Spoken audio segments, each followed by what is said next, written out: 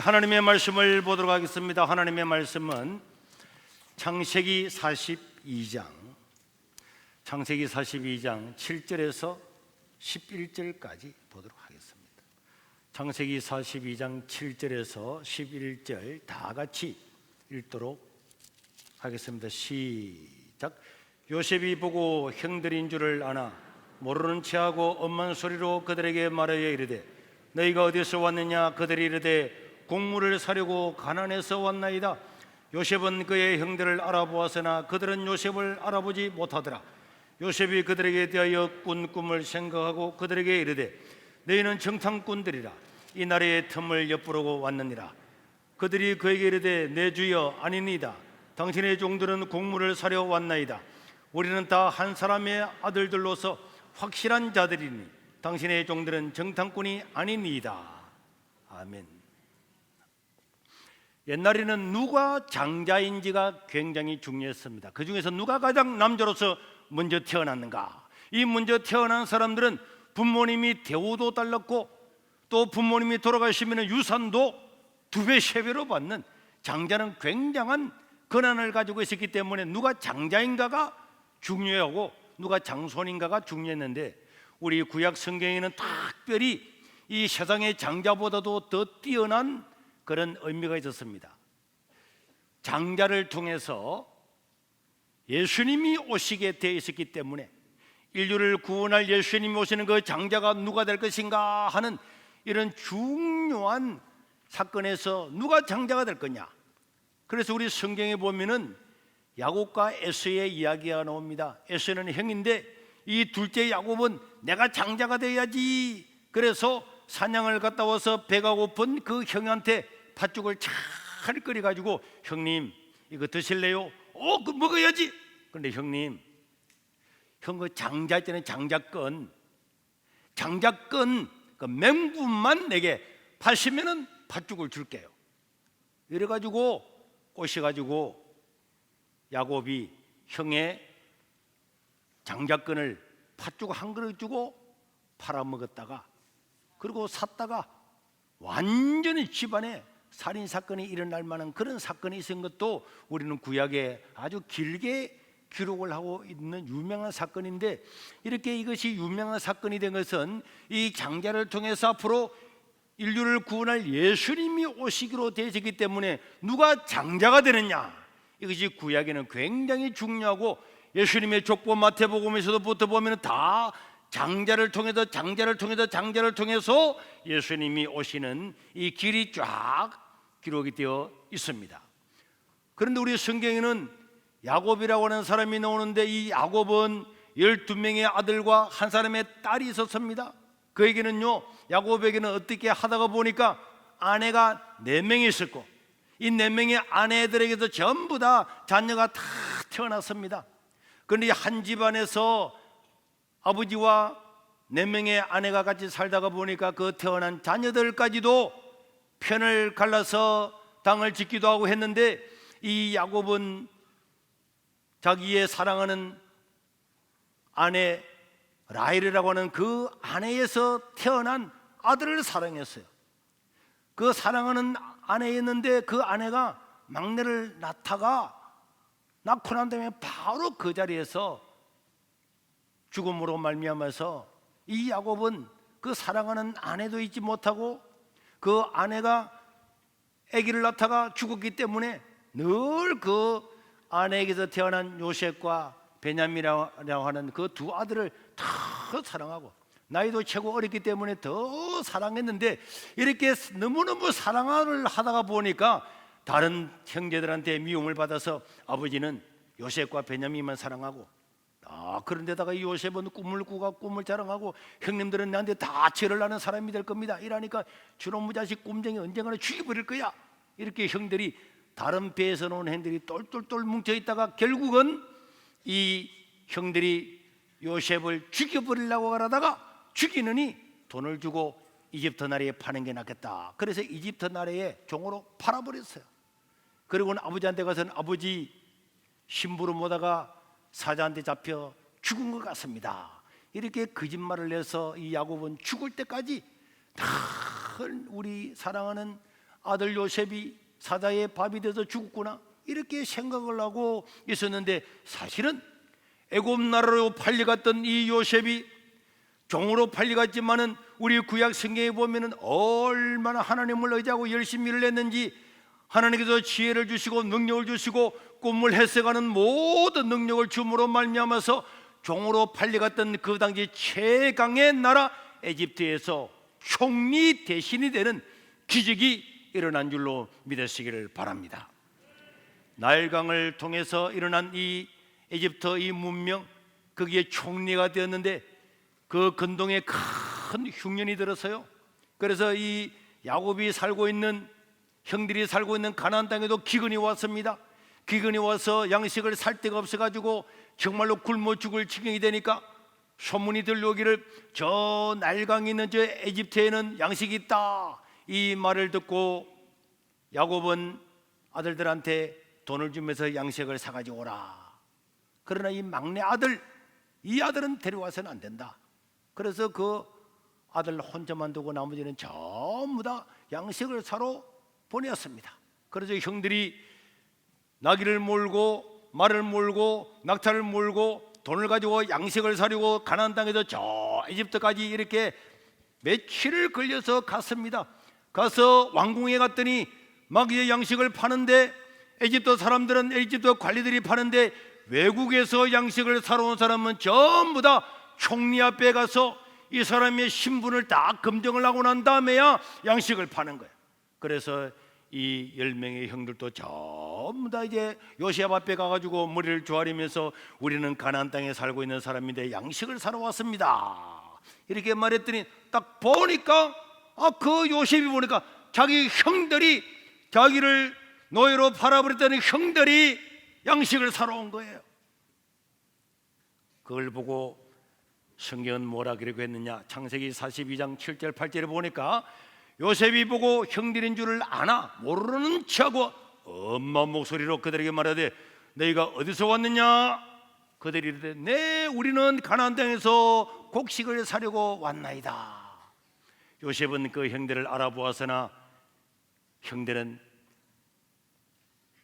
그 자기들이 팔아버렸던 그 동생이 이 나라의 총리가 될 줄은 꿈에도 알아보지 못하였더라.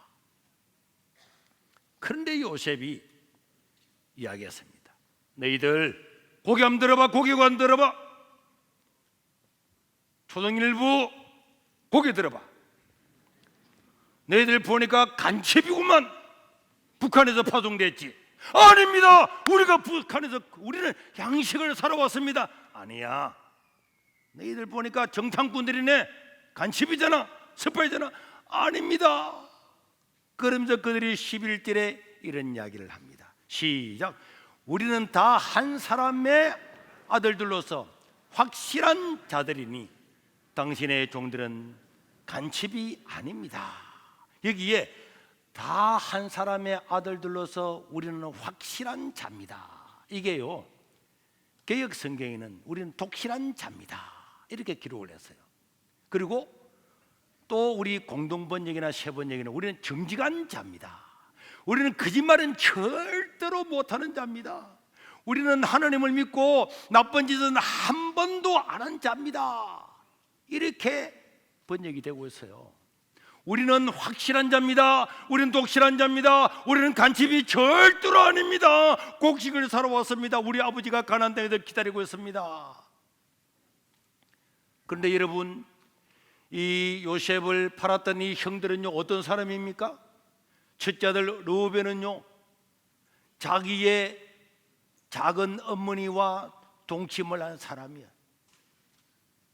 그리고 둘째 아들 시몬과 레위는요 자기의 여동생이 어려움을 당하자 그 사람들을 찾아가서 우리 여동생을 정말로 사랑하고 너희들과 결혼을 맺기를 원하면 우리는 할례를 받아야만이 동족이 될 수 있다. 그래서 그 여동생을 사랑했던 세겜 그 추장의 아들과 그 세겜 추장을 설득을 해가지고 세겜 도시의 모든 남자들이 할례를 따면 할례. 이 할례가 지금의 세례가 됐는데요, 할례라고 하는 것은 남자의 성기의 끝을 잘라서 하나님의 백성이라고 하는 것을 인정하는 그 당시의 표시였어요. 그래 그 당시에는 마치지도 없고 수술제도 없기 때문에 이 야곱의 이 딸과 결혼하려고 그 세겜에 있는 사람들이, 남자들이 전부 다 할례를 다 받아가지고, 지금처럼 소독약도 못 바르고 약초에 찍어가지고 갖다 붙여가지고 얼마나 아빠가 전부 다 어그저 그걸 있을 때에 시몬과 레위가 칼을 빼고 가가지고는 우리 여동생을 못된 짓한 이놈 세겜 사람들, 남자들 전부 다 쳐서 다 죽여버렸어요. 살인자가 되었습니다. 그리고요, 이 유다라고 하는 사람, 오늘 제목이 장자가 된 유다잖아요. 주인공이잖아요. 이 유다라고 하는 사람은 아버지 집에 있다가 보니까 엄마가 4명이지, 집에서 살인사건 일어나지, 강간 일어나지. 와, 이 하나님 믿는 거 나 싫어. 그래서 이 유다는요, 가출해서 가출. 성경에서 가출 가장 먼저 한 사람, 인류 역사의 문헌 중에서 최고 먼저 가출의 원조자가 유다였어요. 그리고 이 유다는 가출을 해가지고 아버지 마음에 막 못을 박으려고 일부러 가난한 여자, 안 믿는 여자, 우상 섬기는 여자, 그 여자를 데려와서 자기가 아내로 삼아가지고, 아버지는 야, 우리 하나님 믿는데 이놈 자식아, 이 가난한 족속하고는 절대로 결혼하면 안 되는데 하는데도 유다는요, 가난한 여자와 결혼해서 아들을 3명이나 낳았어요. 그리고 며느리도 가난한 여자를 데리고 왔습니다. 그런데 가난한 여자와 자면은 첫째 아들 죽는 거예요. 또 둘째 아들도 죽는 거예요. 그래서 셋째 아들은 안 주고 그냥 두었는데, 옛날에는 형사 취수 제도가 있었잖아요. 형이 자녀가 없이 죽으면은 그 형수한테 들어가서 아기를 낳아서 대를 이어가도록 했는데, 첫째 아들, 둘째 아들 죽고 나니까 이 막내 아들을 하고 이제 줘야 되는데, 막내 아들을 안 주고 며느리한테 너는 고향에 친정에 가 있어라. 그래서 친정에 가 있었는데 애가 자랐는데도 불구하고 그 셋째 아들을 안 주는 거야.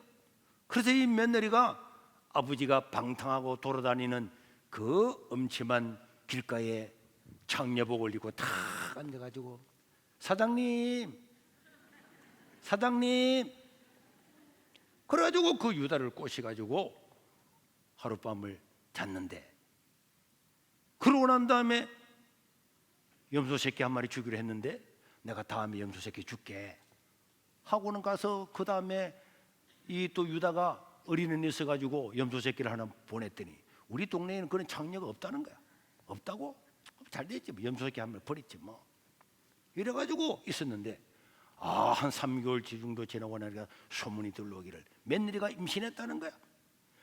안 그래도 이 며느리하고 막 떨어지고 싶은데, 뭐라고 며느리가 임신했다고, 불러와라, 불태워 죽여버리라, 이래가지고 끌려왔어요. 며느리가 끌려왔더니 유다가 막 지 못되거나 생각 안 하고, 어디서 우리 집안에 말이야, 셋째 아들이 자라고 있는데 너한테 주려고 했는데 임신을 하다니 불태워 죽이라, 이랬더니 사람들이 와가지고 끌고 가는 거야. 끌고 왔는데 그 끌려가면서 그 며느리가 할 말이 있습니다. 한마디만. 뭐냐? 나를 임시시킨 사람이 바로 당신입니다 하면서 뚝 보니까 그 사람이야. 그때 유다가 무슨 소리 하느냐, 내가 네하고 언제 잤는데 하고 딱 시침이 떼고 끝내면은 그냥 며느리는 불태워 죽이고 끝납니다. 그런데 그 순간에 유다가, 그 짧은 순간이지만은 사람은 아무리 허랑방탕해도 하나님 믿는 사람에게는 성령의 은혜가 있고 하나님의 음성이 있고 말씀의 씨앗이 있기 때문에, 그 결정적인 순간에 유다가 내가 저 여자와 잤다고 하는 것이 드러나게 되면 수치가 다 드러나게 되고, 저 며느리가 그냥 불타 죽어버리면 모든 게 묻히고 며느리도 처치해버리고 모든 게 다 끝남에도 불구한데 어떻게 할까 하는 그 짧은 순간에 유다가 사람들한테 불러서 그를 풀어주라, 내가 죄인이다 하면서 자기의 죄를 고백을 하게 되었어요. 그리고 유다는 굉장히 수치스러울 수가 있었습니다. 그러나 그는 자기의 며느리인 줄 몰랐기 때문에 그 며느리를 잘 돌봐서 결국은 출산을 하게 되었습니다. 출산을 하고 난 다음에 그 며느리와 아들을 갖기도 하고 손자 갖기도 한 그 애를 데리고 상둥이 애를 낳거든요. 그 애를 데리고 자기 아버지 고향 집으로 돌아오게 되었습니다. 돌아오고 난 다음에 그때에 큰 기근이 나서 이 유다도 형들과 함께 이제 곡식을 사러 간 거예요. 그러니까 이 사람들은 보면요, 뭐 우리는 독실합니다, 우리 하나님 잘 믿었습니다 말하지만은 여러분, 로벤이나 시몬이나 레위나 유다나 참 다 알고 보니까 독실한 게 아니고 여기는요 강간하고 살인하고 엉망진창인 사람들이 다 모여 있는 겁니다. 그들과 함께 했던 다른 형제들도 다 똑같아요. 그러면서도 그들은 요셉 앞에 서서 우리는 독실한 자입니다, 우리는 정직한 자입니다, 우리는 거짓말할 줄 모르는 자입니다 이렇게 고백했을 때에 여러분, 요셉이 그 광경을 보면서 기가 찼을 거잖아요. 여러분, 오늘 세례받는 여러분, 모든 사람은 죄 없는 사람이 없는 줄로 믿으시기를 바랍니다.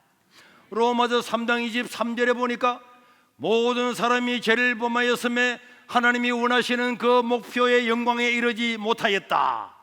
죄 없는 사람은 한 명도 없는 거예요. 죄 있는 사람은 전부 다 우리 죄 때문에 죽음을 맞이하게 되고, 이 죽고 난 다음에는 반드시 심판을 받아서 천국과 지옥에 가게 됨을 믿으시기를 바랍니다. 그런데 우리는 죄 없는 사람이 아무도 없어요. 사람들은 나는 독실합니다, 나는 정직합니다, 나는 법 없어도 살아갑니다, 나는 뭐 내 주먹을 믿어도 살아갑니다, 내가 무슨 죄가 있다고 이렇게 아무리 말해도 그 사람 들어가서 다 보면은 죄 없는 사람은 한 명도 없어요. 장관들이요 막 청와대나 이런 데서 그 사람을 조사 다 해가지고 이 사람은 틀림없는 사람이다 하고 청문회에 내놓았는데, 틀림없다고 내놓았는데도 불구하고 지나고 보니까 어마어마한 비리도 많고 뭐 거짓말도 많이 하고 뭐 사기도 많이 치고 돈도 후려먹고 막 이게 다 드러나는 거야. 하물며 우리 하나님 아버지 앞에는 죄 없는 사람이 한 명도 없는 줄로 믿으시기를 바랍니다. 이를 죄를 가지고는 절대로 하나님 나라에 갈 수가 없습니다. 그래서 로마서 3장 24절 25절에 보니까 그리스도 예수 안에 있는 속량으로 말미암아, 속량이라고 하는 것은 값을 주고 사는 겁니다. 우리 예수님께서 십자가상에서 우리 죄를 다 자기 몸으로 값을 치르고 우리를 용서해 주심으로 말미암아서 하나님의 은혜로 값없이 어렵다 심을 죄 용서를 받고 죄의 값을 전부 다 예수님이 다 값을 지불했기 때문에 우리는 죄 없는 어려운 사람이 되었는 줄로 믿으시기를 바랍니다. 이 예수를 하나님이 그의 피로서 믿음으로 말미암는 한몫하게 하는 한몫제물로 세우셨으니, 그 이유는 하나님께서 길이 참으시는 중에 전에 지은 죄를 다 덮어주시고 눈 감아주시고 강구해 주심으로 말미암아 하나님이 얼마나 우리를 사랑하시는가 자기의 어려우심을 나타내기 위함이다. 그러니까 저와 여러분들은 전부 다 죄인입니다.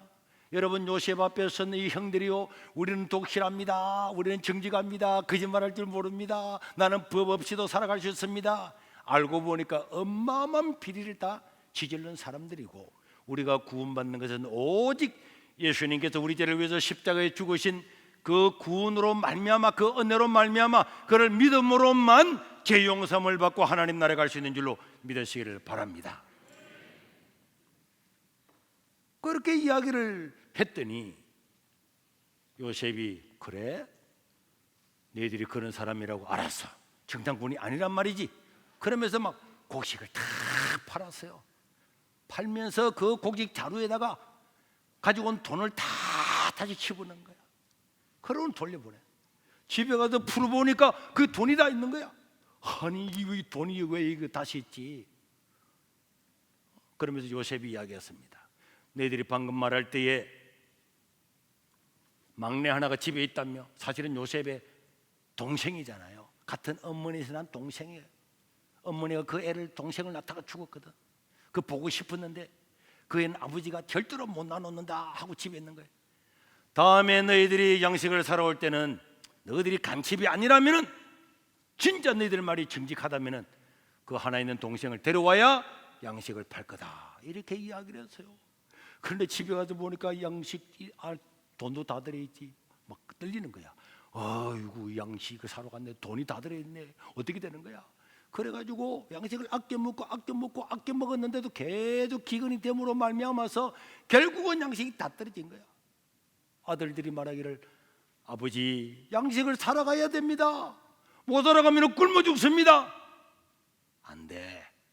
그 총리라는 사람이 이 막내 베냐민을 데려오라 그랬다며, 데려오면 양식을 준다 그랬습니다.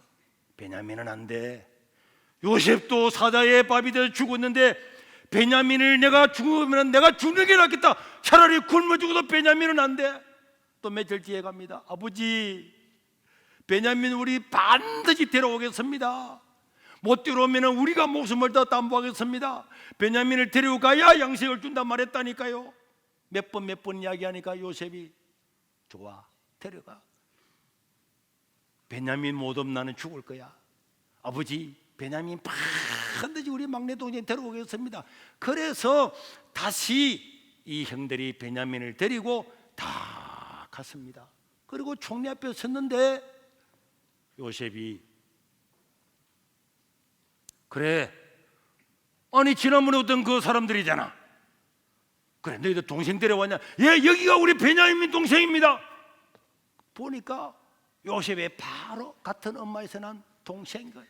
그 요셉은 모른 척하면서, 그래, 그러면서 대접을 다 하고 난 다음에 또 돌려보낼 때에 가장 자기가 좋아하는 그 금 잔을 베냐민 자루에만 탁 넣어가지고 돌려보냈어요.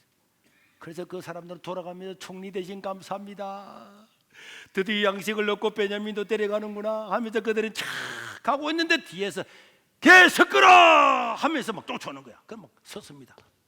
너희들 우리 총리 대신께서 은혜를 베풀어 가지고 곡식을 주었는데 어떻게 너희들이 우리 그 총리가 가장 좋아하는 잔을, 금잔을 훔쳐갔느냐 이런 말했더니, 아니 우리가 왜 도둑질합니까? 우리는 안 했습니다. 정말이야? 네.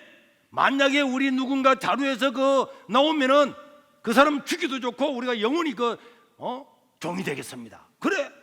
그래서 이제 이 사람들이 와가지고 한 사람 한 사람 이제 자루를 풀보니까 아무것도 없어. 첫째, 둘째, 셋째도 다 없는 거야. 마지막 베냐민 턱 나오는 거야. 아니 우리가 훔치지 않았는데 이 자루에 훔쳐간 게 있잖아, 증거가 있잖아.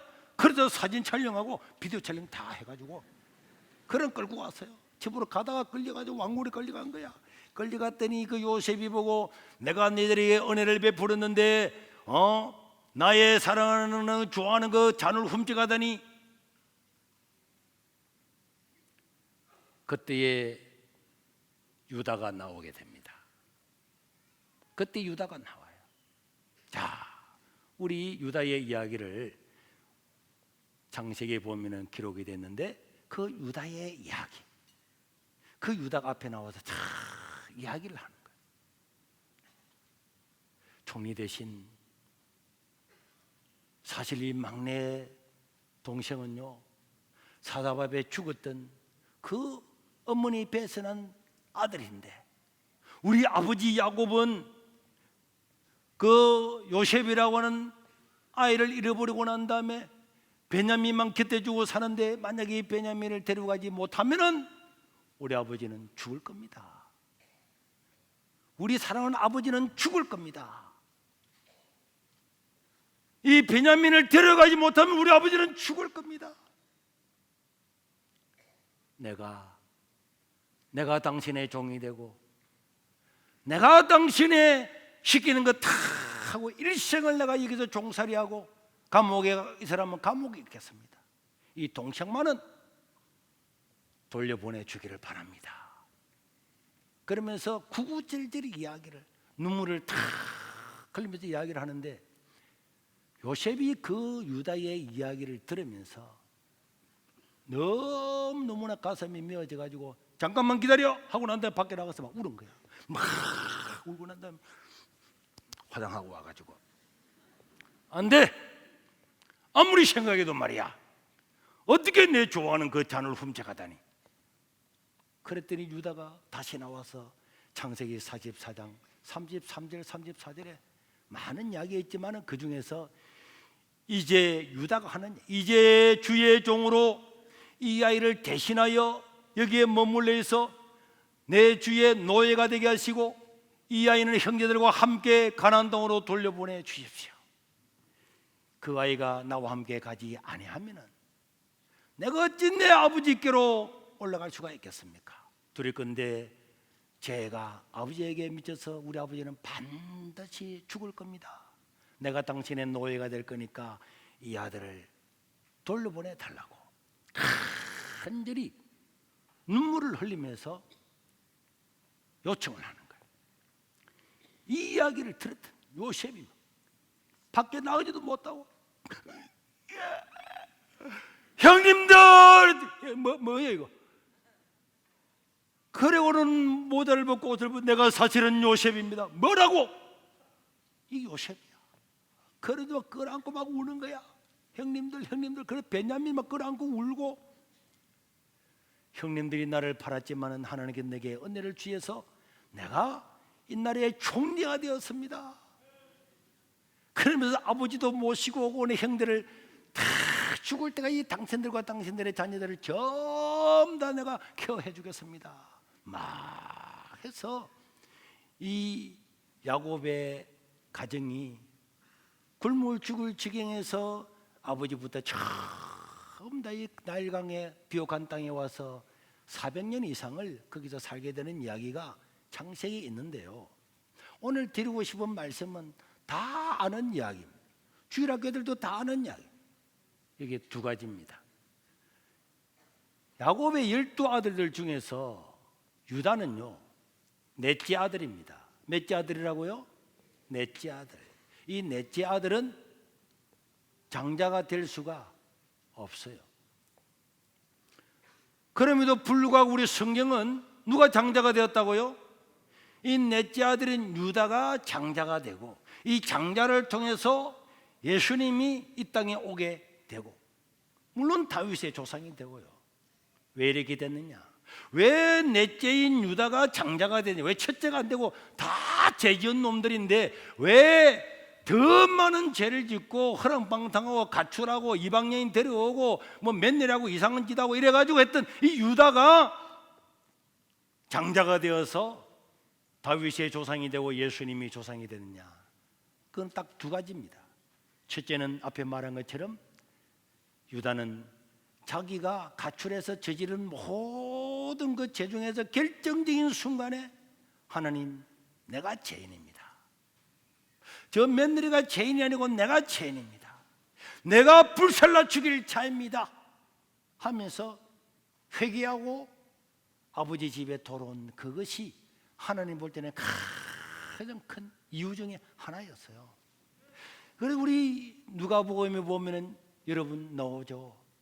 집에서 말 잘 듣는 아들 첫째 아들보다는 집을 떠나서 허랑방태던 둘째 아들이 나중에 재산을 다 잃어버리고 난 다음에 거짓골 해가지고 아버지한테 오는데도 불구하고 아버지는 그 아들을 받아들여서 목욕을 하고 옷을 입히고 가락지를 끼우고 신발을 씌우고 신기고 송아지를 잡아서 잔치를 베풀어라. 이 내 둘째 아들은 죽였다가 살아온 아들이고 잃었다가 찾은 아들이다 하면서 그를 반겨주면서 집안에 다시 구성원으로 받아주는 것, 이건 바로 이 세상 가운데 죄 가운데 살아가면서 죄가 뭔지도 모르고 범죄하고 살아갔던 이 사람들이 하나님 아버지 앞에 돌아와서 하나님 내가 죄인입니다 하고 돌아와서 주를 믿을 때에 첫째 아들보다도 그 둘째 아들을 얼마나 사랑하시는가를 보여주는 하나님의 마음을 거기에 그리고 있는 것입니다. 그래서 여러분, 제가 여기 와서요 이 세계로교회 본당만 5번을 지었습니다. 5년마다 한 번씩 예배당을 지었는데 지을 때마다 있던 예배당 다 뜯으려고 그러면요 이 얼마나 어려운 줄 몰라요. 이거 철골로 다 돼 있고요, 철골도 모자라서 양쪽에 옆에는 어마어마하게 철근을 넣어가지고 콘크리트로 다 해가지고 저 기둥이요 철골을 다 조립을 해놓고 난 다음에 거기다가 철근을 또 넣어가 보에 또 넣어가지고 전부 다 세면으로 다시 콘크리트 치가지고 이 집을 만들었기 때문에 이 집을 뜯으려고 그러면 포크네 몇 대가 와도 막 다 끌어내도 안 뜯어진다니까. 그러고 난 다음에 기초를 다시 해가지고 건물을 지으려고 그러면 얼마나 시간이 많이 걸리는지를 모릅니다. 건물 하나 지으려고 하면 수많은 복잡한 절차가 있어서 많은 시일이 걸리지만은 이 유다처럼 자기의 죄를 회개하고 내가 죄인입니다, 죽을 자는 바로 냅니다. 그래서 방향을 돌려서 아버지 집에 돌아오는 그 유다를 하나님은 집에 있는 자들보다도 더 귀하게 생각을 한 것입니다. 그래서 우리 사랑하는 성도 여러분, 우리 세례받는 여러분, 여러분들이 오늘 하나님께로 돌아와서 세례받는 것은 하나님이 여러분들을 크게 사랑하시는 첫 번째 증거고, 둘째는 하나님을 믿고 집에 돌아온 이 유다는요, 다른 형제들과 하나가 달랐어요. 나는 죄인이었는데 아버지께서 나를 받아주셨구나. 아버지께서 받아주셔서 날 이렇게 사랑해 주시고 가출한 나를 받아주시고, 이방 여인이지만 그 여인을 다시 며느리로 받아주던 그 아버지 집을 생각하면서 베냐민이 노예가 될 위기에 처했을 때에 이 유다가 나서서 내가 노예가 되겠습니다, 베냐민은 돌려보내세요. 내가 종이 되겠습니다, 베냐민은 돌려보내세요. 내가 다시 새 생명을 얻고 하나님의 사랑을 받은 내가 종이 되겠습니다. 다른 형제들과 베냐민은 다 아버지 곁으로 돌려보내세요 하면서 희생을 하려고 마음을 번. 내 하나가 죽여서, 내 하나가 죽음으로, 내 하나가 우리 집을 대신해서 죽음으로 우리 집안을 살려야 되겠다는 그 희생하는 마음, 바로 그 마음이 우리 예수님의 마음인 줄로 믿으시길 바랍니다. 그게 바로 십자가의 정신인 줄로 믿으시길 바랍니다. 인간들은 다 죄 가운데서 다 죽어서 멸망당하고 영원한 지옥의 고통을 받을 수밖에 없지만은 하나님이 인간이 되셔서, 하나님의 그 영광스러운 분이 인간이 되신 것은요, 우리 사람이 흉측한 벌레가 되어서 벌레를 구하는 것과 똑같은 거라니까. 큰 낮은 자리에 오셔서 십자가상의 죽음으로 우리를 구원하신 바로 그 주님의 마음이, 바로 그 유다의 마음, 유다의 그 마음이 주님 마음에 들은 것입니다.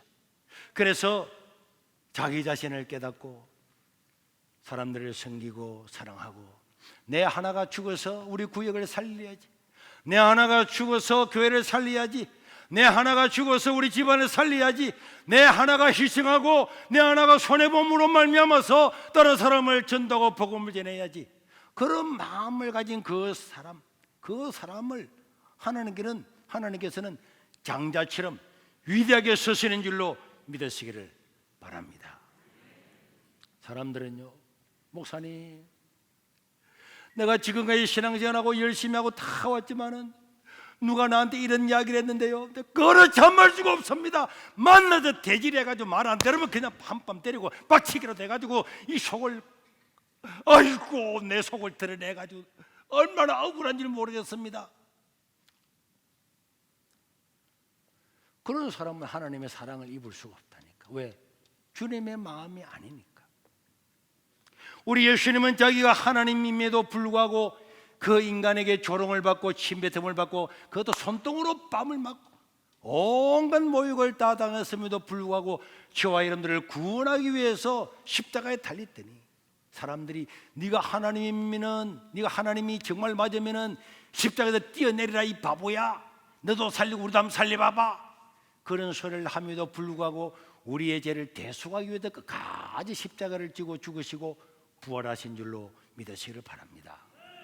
그래서 오늘도요, 이 하나님의 교회는요, 첫날 교회를 와도 내가 죄인이구나, 잘못 살았구나, 바로 살아야지, 나도 남을 위해 살아야지, 그런 마음을 가진 사람은요, 하나님이 즉각적으로 은혜를 베푸시고 기적을 베푸시고 능력을 베푸시고 기쁨이 충만하게 되는 줄로 믿습니다. 유다처럼 허랑방탕했음에도 불구하고 회개하고 형제들을 대신해서 자기 몸을 주고자 했던 이 유다가 장자가 되어서 다윗의 조상이 되고 예수님의 조상이 된 것을 기억하면서 우리 오늘 세례받는 여러분들도 마찬가지고 우리 세계로 교회 모든 교우들이 다 알고 있는 이야기를 실천함으로 말미암아서 존귀하고 위대한 인생을 살아갈 수 있기를 주의 이름으로 축원합니다.